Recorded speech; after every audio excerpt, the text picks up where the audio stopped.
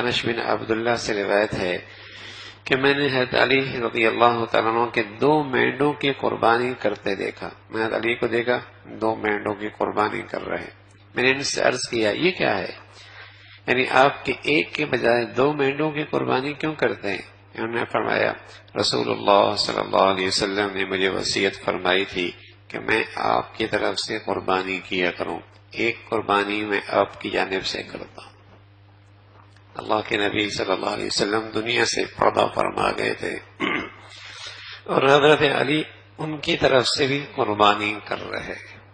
اور کیوں نہ کرے، اللہ رب العزت اگر خوشحالی دے، وسائل دے. اللہ کا نبی اس امت کی طرف سے قربانی کیا کرتے تھے.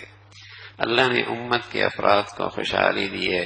پھر اپنے نبی سے محبت کا اظہار یوں بھی کیا جائے کہ اپنی نبی کی طرف سے بھی قربانی کی جائے، اپنے نبی کی طرف سے بھی قربانی کی جائے.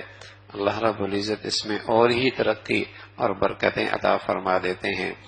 عبداللہ ابن عمر رضی اللہ تعالیٰ سے روایت سے معلوم ہوتا ہے کہ مدینہ طیبہ میں قیام فرمانے کے بعد رسول اللہ صلی اللہ علیہ وسلم پابندی کے ساتھ ہر سال قربانی فرماتے رہے.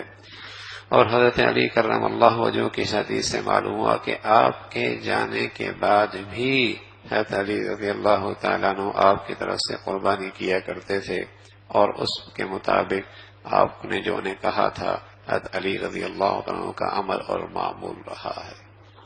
والد دنیا سے چلے گئے، ان کی طرف سے بھی ایصال ثواب کی قربانی ہے. والدہ چلی گئی، ان کی طرف سے بھی ایصال ثواب کی قربانی ہے. ویسے تو مسلمان اپنے ماں باپ کے لیے صدقہ کرتا ہی رہتا ہے، لیکن یہ سیزن ہے نا، یہاں اجر زیادہ ہے، بدلہ زیادہ ہے، عطا زیادہ ہے. تو ایسے موقع پہ اللہ رب العزت خوشحالی دے، فراوانی دے، تو انہیں بھی اپنی قربانی بھی ہے. زندوں کے لیے بھی کر سکتے ہیں، جانے والوں کے لیے بھی کر سکتے ہیں. زندوں کے لیے بچے نابالغ ہیں، ان کی طرف سے بھی کر سکتے ہیں. سعادت کی بات ہے. تو یہ مسلمانوں کی طرف کمائی کا ایک موسم ہوتا ہے. اللہ رب العزت اس پہ خوب بہانوں سے عطا فرماتے ہیں. اللہ عمل کی توفیق نصیب فرمائے.